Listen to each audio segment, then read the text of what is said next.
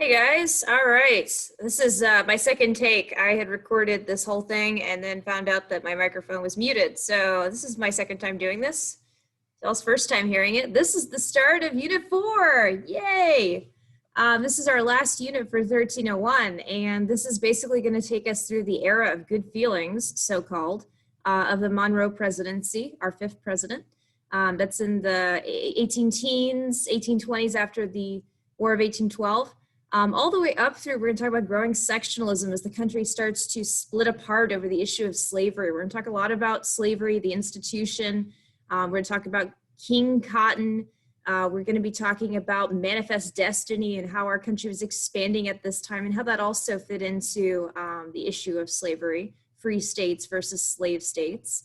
We're going to also be discussing many of the reform movements, not just abolition or the freeing of slaves, but many different reform movements, including women's rights, including education, including asylums, including temperance, and all these things, kind of a result of the Second Great Awakening. And then as we get near the end of it all, we'll be heading up to and talking about the Civil War, when the nation was split asunder. And that will be it for our 1301 class. So this is the last unit. Here we go. So first up, let's talk about James Monroe. There's his nice portrait right there. Monroe, our fifth president, has quite the illustrious career. He had been the foreign minister to both France and England under Thomas Jefferson, and he was a big follower of Thomas Jefferson. I mean, he's very similar in the sense that he's also a Virginia planter, a wealthy plantation owner from Virginia. And in fact, Monroe, before him Madison, and before Madison, Jefferson, those three presidents all serving two 4-year terms, 8 years, all being from Virginia, all being Democratic Republicans. We sometimes refer to those three in a row as the Virginia dynasty. And then some historians, they'll also include, guess who? George Washington in that Virginia dynasty, because he was also a Virginia planter, even though Washington kind of liked to stay above the party politics. But did he really? Remember Hamilton, Jefferson, cats and dogs fighting in Washington's cabinet. But anyway, and it's kind of fascinating that in the first 36 years of our country, 32 of those 36 years, we were dominated by Virginia planters. Washington, Jefferson, Madison, and Monroe all had that in common. The only one who was different was old fat bald John Adams, our second president, who only served a 4-year term because the Quasi-War and the Alien and Sedition Acts. So that's kind of who Monroe is. You should know also that ever since George Washington, Monroe is the first that we've had to be a war veteran, like a true in the ditches fighting, veteran of the Revolutionary War. Yes, Madison had a commission and stuff, but he hadn't really seen the front lines the way that Monroe had. Monroe enlisted super young, and at just 18, he was sent as a scout across the Delaware River on that cold, frigid, ice-rivered Delaware River on Christmas Eve to go and attack Princeton and Trenton in New Jersey. And he fought very bravely. He was actually shot by the German mercenaries, the Hessians. So Monroe is kind of seen as like a huge war hero, and he'd been fighting as a very young man. And now here he is as president after serving as foreign minister, helping us secure the Louisiana Purchase under Jefferson.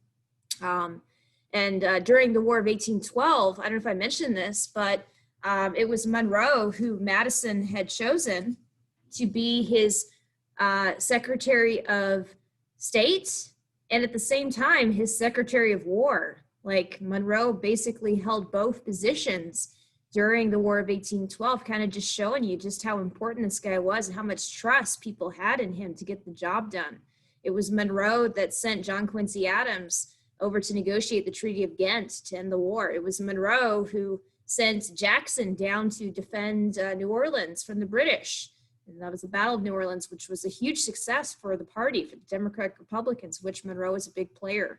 Monroe might have lost the presidential election to Madison, but they were still pretty tight. And in 1816, when Monroe is now running kind of on his own for president, he is undisputed. He is the top choice for the Democratic Republicans. And remember that this time, the Federalist Party, they're kind of over. So there's no real opposition. Monroe virtually runs unopposed, which is the only time this has ever happened in our nation's history, except for George Washington. So Washington and Monroe, the only two that kind of ran without opposition. They were universally well liked. A lot of people might even tell you, and I don't necessarily agree with this because I think Madison deserves more credit, but some people might tell you that Monroe was kind of like the acting president during the War of 1812 because he was serving in that dual capacity as Secretary of State and as war. Again, I think Madison deserves a bit more credit than that. Give the guy his dues, the father of the Constitution. But Madison is going to go packing, and Monroe just one electoral vote away from having a unanimous vote in the Electoral College. He wins resoundingly, and this begins what we call the era of good feelings. And it was a time period called this during Monroe's presidency because there was no political opposition. It was just the Democratic Republicans. And imagine that, a world where you didn't have two political parties fighting like bitter enemies all the time and that fierce partisanship. There was just the Democratic Republicans. You could judge candidates on their ideas and, you know, their visions instead of just everybody being automatically divided. And so the country was unified, and we were unified also from the end of the War of 1812. Remember, that war ended in 1815. So Monroe is dealing with the after effects of the war. And because of Jackson's huge, you know, moral victory at New Orleans over this larger British force, even though we didn't win at the negotiating table, we didn't really gain much, we didn't really lose much, for the Democratic Republicans, it definitely was chalked up as a big win, okay? It will definitely go a lot to politically help the Democratic Republicans. And during the Hartford Convention, the Federalists, remember, they kind of shot themselves in the foot, metaphorically, because they had been plotting at the end of this war to basically say that they disapproved of the whole thing and they thought that it was a terrible idea and they wanted to break away and all the talks of secession, but never actually grew into fruition of anything. But basically, after Jackson's victory, they ended up looking like sore losers. Like, what are you guys doing? Why are you being so upset? Join the celebration. America just won a huge victory. We just secured our place. We beat back the British a second time. We proved our mettle. Like, this is rah America time. And so the Federalist Party is dying off. They're going to be pretty much gone. And so that's one of the big reasons we call this the era of good feelings, from 1817 to about the early 1820s. The other reason why we call this, that we're going to be exploring today, is really the market revolution, the changes that were happening, the really huge changes that were happening in the way people lived and the way people worked at this time in the early part of the 19th century. And the first part of this market revolution is the transportation changes that were occurring. I know there's lots of revolutions. Anytime we say revolution, you know, we're talking about big changes happening. So sometimes you might hear this as like the transportation revolution, but it's part of this larger market revolution. And when we talk about markets, you know, it's where people buy and sell stuff. So this is talking about, again, the way people worked and lived. It's all changing. And here, starting because of transportation. At this time, if you wanted to, you know, sell your crops that you grew in like Western New York, you would have to sell them locally. You couldn't sell them to New York City and then sell them off to England or France or, you know, across the ocean from New York City because you couldn't get them there. The major way to move stuff at this time was waterways on boats. If you had a lot of stuff, that was it. The first trains don't come about until about 1830, and it's gonna be a while before we have tracks connecting most major American urban areas. So that's where we had the need for canals. Also, real briefly, let's talk about roads. So you want to ship your stuff in a wagon, or you want to have a wagon caravan. Okay, that is a possibility. But the problem is roads were very bad at this time. They did not have the proper base, the gravel base that like roads have today with the asphalt covering. That did not exist. Even like the ancient Roman roads were far superior to like the roads that we had in early America. Now, the federal government under Monroe is going to try to rectify this. They're going to try to fix it with like the Cumberland Path, which went from Maryland all the way to just past Maryland. Only went like 50 miles, like the span of this far. It went very short. It's not like an interstate today. But it was like the start of the first federal road, big road construction project.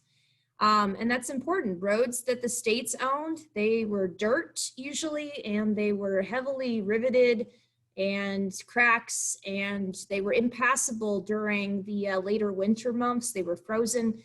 During the spring months, they were also impassable because all of that ice melts and it created all this just mud that your wagon wheels, your horse's legs would just get stuck in. It was a big mess.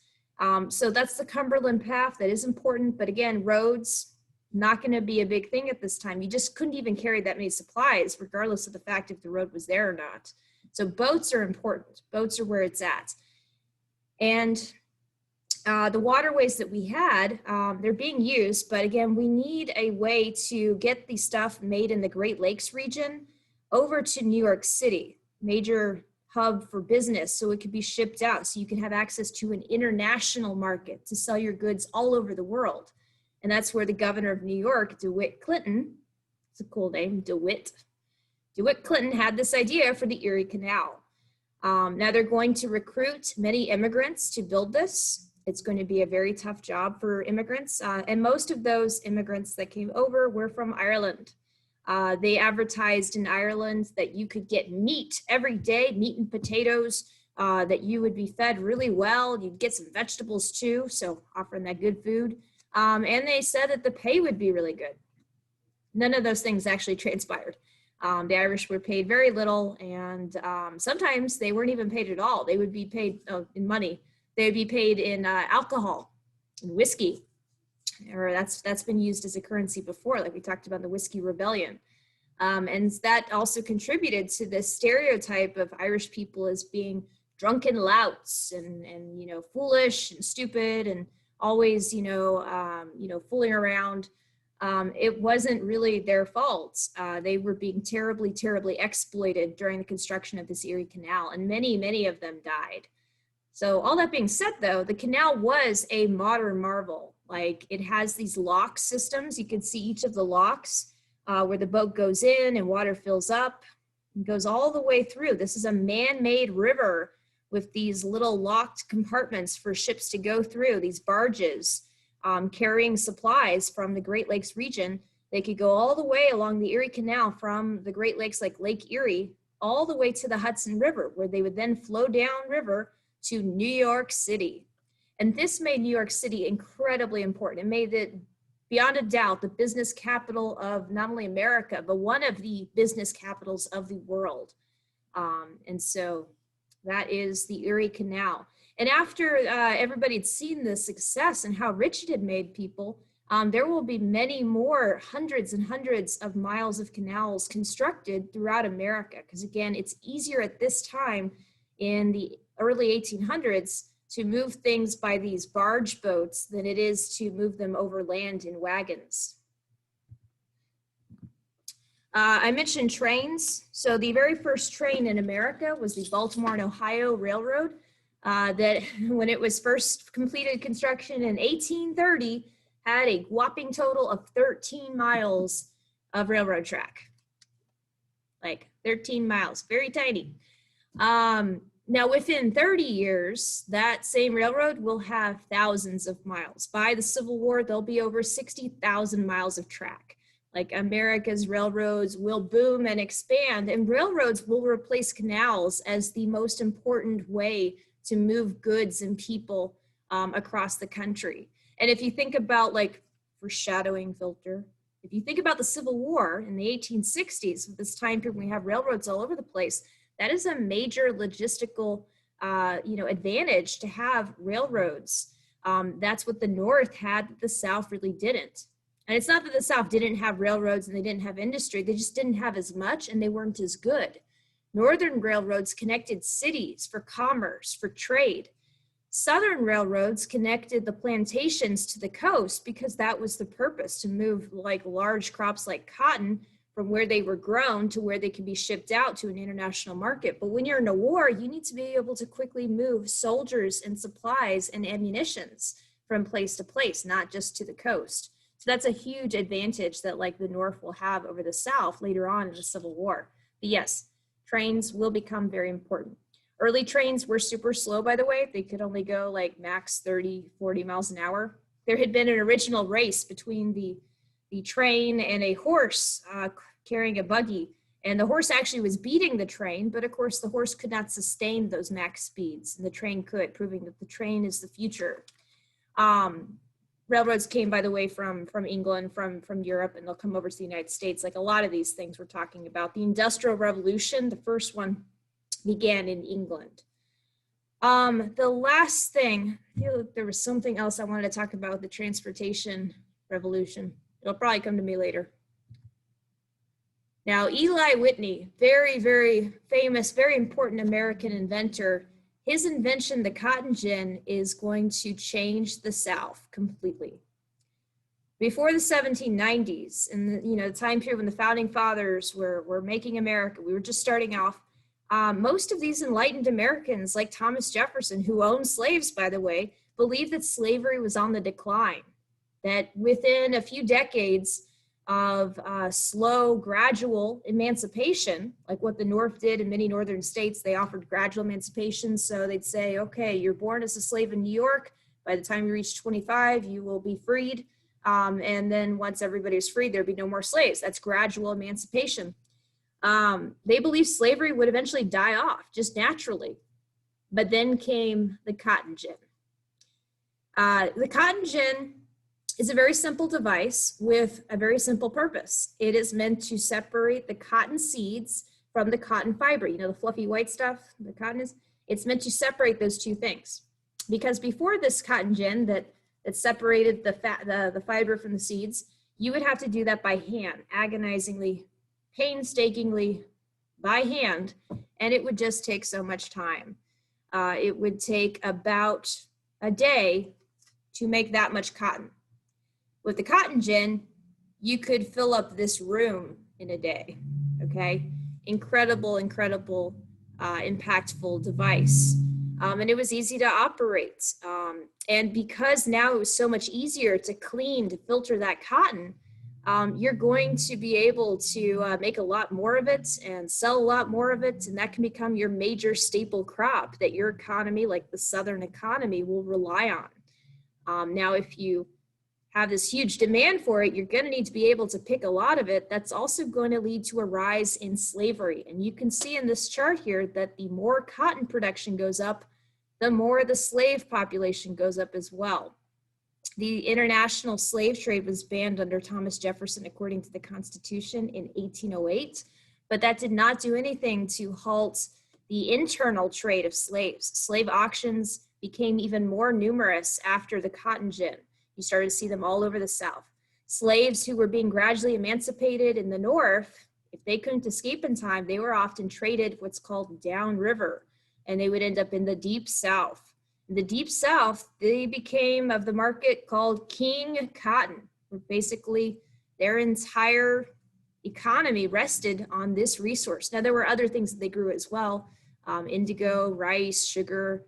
There were other products, but cotton was king because it was just worth so much money. By 1850, that's just about a decade before the Civil War breaks out, America, the American South, states like Mississippi, Alabama, Georgia, even by 1850, we're talking Eastern Texas, Louisiana, that's the Deep South. They were producing 3/4 of the world's cotton. England, France, Spain, they were all buying American cotton. And that was a huge thing for us. And this didn't just benefit the South. Northern states also benefited from cotton as well. If you think about it, the North is known for industry, manufacturing, financing, banking.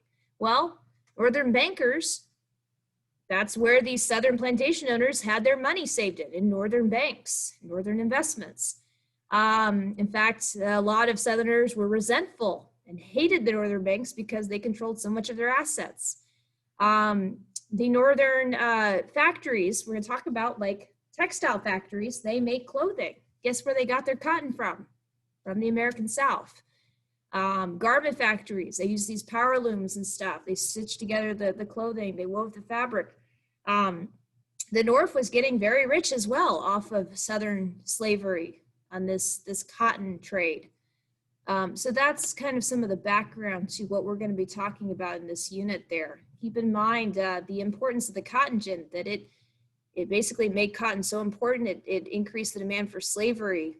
Instead of slavery dying off, slavery became that much more important.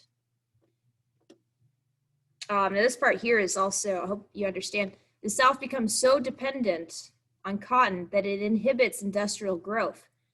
They make their money off of this product that they grow and then they pick and then they clean with the cotton gin and then they sell off. They don't need to diversify. They don't need to have other sorts of businesses open up or other sorts of industries. There's not going to be much manufacturing in the South. There'll be a little bit. There'll be a few southern cities and stuff. You'll see some factories, but just not to the extent that the North will have. Geography will also play a role in this, as it does with everything. Because if you think about it, a lot of these textile mills, like why doesn't the South, why don't they actually make their cotton into clothing and have that open up as a new way to make money? Well, a lot of these textile mills relied on being next to a river, a fast moving river, to churn that turbine to power the loom that would thread the fabric. And this loom technology, by the way, it came from England. Samuel Slater was one of the first to bring it over to America. England was so proprietary about their mills and the loom and their devices and machinery in the Industrial Revolution, because they were on the cutting edge of it, making so much money early on, that they forbid any skilled workers from leaving their country. So Samuel Slater had to go in and out of the factory every day, basically memorizing. He wasn't allowed to write anything down, everything about the machine parts. And then he left England without even telling his family. He pretended to be an unskilled worker to escape England and bring those ideas over here. And then he got started and we have the first mills. But you need that fast moving water source to power that turbine, to power the loom technology. In the South, they didn't really have fast moving water. They didn't really have the fast moving rivers that you have in the North. So that was another reason why the South is going to kind of stagnate and just kind of develop its agricultural cotton-based economy known as King Cotton. In the North, like I said, during this time period, the market revolution, we're seeing a change in the way people worked. Previously, people had been in cottage industry, they'd been subsistence farming, they worked from home, and maybe they had a profession, they were shoemakers, carpenters, saddle makers, maybe blacksmiths, whatever it was. If you were a skilled professional, you would take on an apprentice, a young man who would live with your family and learn all the tricks of your trade from you. You would treat them like a son. And then once they'd learned everything they could, they would branch off on their own and start their own business and take an apprentice of their own. And so it begins again. And so that was a typical setup for most of how things were made before the market revolution, before the industrial revolutions happened. Now for women, real quickly, let's talk about girls. For women, most women, all women are not going to be taken as apprentices. That was not something that women could do. You could potentially, if you were a poor woman, you needed to work to help your family, you could be a launderer, so you could do laundry and clean clothing. You could maybe be a cook, possibly, although most cooks were men at this time. There wasn't a whole lot for you to work. Most avenues were denied to women. Remember, women are basically the property of the men in their life at this time. If you are a young girl, you got to do whatever your dad says. He has legal custody and control over your life and all your matters. If you are a woman of marriageable age, so you're over the age of 16, you are probably getting married and you are the property of your husband. Now, there was also another unspoken profession that some very poor women ended up involved in, and that was prostitution. And there were many women that had to resort to selling themselves basically in order to not starve to death or not let their kids starve if their husband was dead. But it was frowned upon. And as we get more into the 1800s, we'll see professions like that be more and more frowned upon because of things like the Great Awakening and the Reform movement. Now, all this being said, this is the way things used to work. In the early 1800s, because of the Industrial Revolution, this market revolution is going to see all of that change as people begin to move from working in their homes to working in a factory setting. That's a big part of this time period. And the biggest change there is that you're working somewhere else. You're working away from home, and you're working by a clock system, usually signified by bells. If this sounds familiar to school, then there's a reason for that. The first schools, like Horace Mann schools for public education in Massachusetts in the early 1800s, they were based off of the factory setting with the bell system. So yes, schools are based off of factories. What do we make? We make bright young learners. That's where they come from. And that's why a lot of people also say school systems need to be reformed. They need to be changed and updated. It's true. We've had the same model for almost 200 years now. But anyway, that's a big change. And working in a factory, it also dehumanizes the worker a bit. Remember, under the apprentice system, the young apprentice boy would be treated as part of the family. Now, if you're working in a factory, you're just one among many workers. You're seen as replaceable. You're seen as just another cog in this big machine for this business that's all about making money. There were many Southerners who, were Northerners railed against slavery and said slavery was a sin, and it is. Many Southerners would shoot back and say that the factory system was slavery and that they were treating these poor immigrants no better than slaves. That was an argument that you could kind of see the perspective of, although to equate factory work as wage slavery, compare that to like real slavery, there's no question which was worse. Being a slave in the South was true slavery versus working in a factory. The difference being why it was so much worse to be an actual slave, because obviously as a slave, you don't have choice. You don't have a choice or a say in where you work. You are forced to do whatever your master tells you. So there's no equating the two. For these low mill girls, these were women in Massachusetts. They were chosen from ages 15 to 19, and they worked in the Lowell Mills. Lowell Mills, again, the owner, he took this proprietary loom knowledge from England, he stole it, and then came over to America, opened up his mill, and they hired these young farm girls that were no older than you guys because they were willing to work for so little. And they were right before they were the age to get married, so they could excuse the low pay. Whatever money these women got, it was like $2 a week. They would send off to their families. Because again, women are not really in control of their own finances at this time. And they would spend all day, 6 days a week. That's from like sun up at almost 6 a.m. to sundown at 7 p.m. with a little lunch break in the middle. They would spend all day working in this factory, weaving together clothing. It's a textile mill. These low girls, it sounds like a terrible job, and by today's standards it was. But a lot of the girls, like in their diaries and stuff, they write about how this was really exciting for them. It was a chance for them to get away from the farm, get away from their small town, maybe meet some new people, maybe meet some new boys or something, and a chance to be independent, which most women at this time never got anything like that. So a lot of the women, they did really enjoy this. And we'll see moving forward throughout history that when women get the opportunity to work, to do something for themselves, they're going to be very resistant to go back to the way things were. We'll see this in the world wars, and that'll lead straight into like the rise of the feminist, civil rights movement.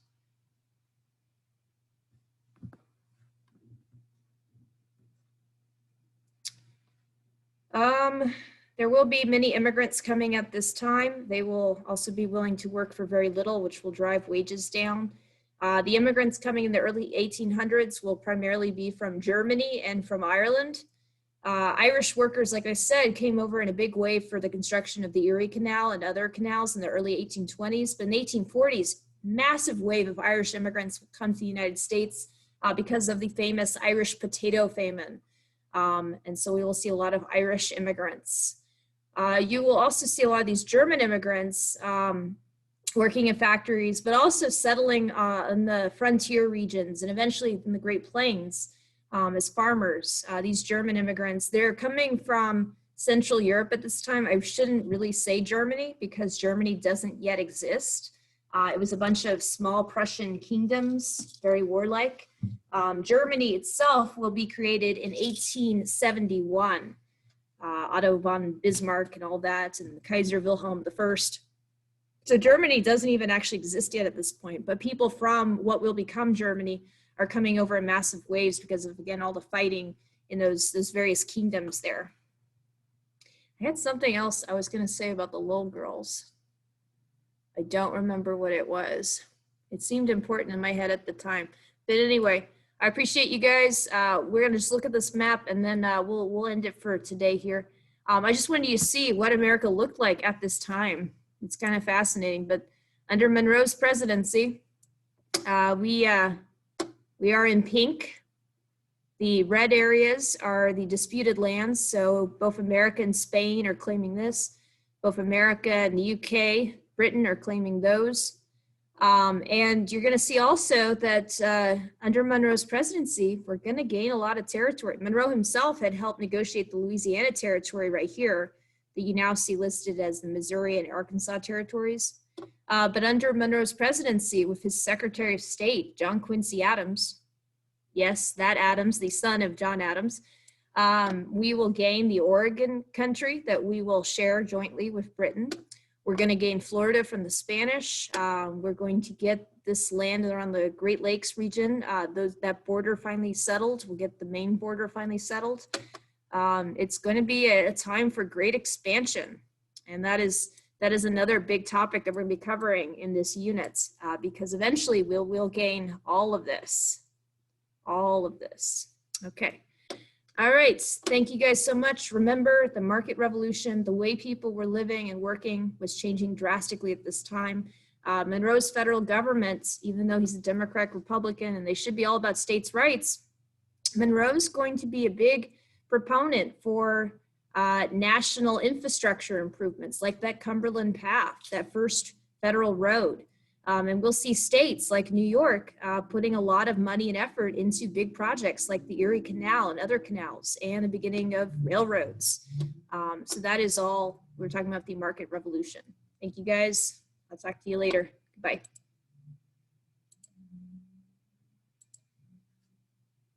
And of course, it doesn't stop because I'm recording this on the school computer and it takes like 30 seconds for it to stop recording.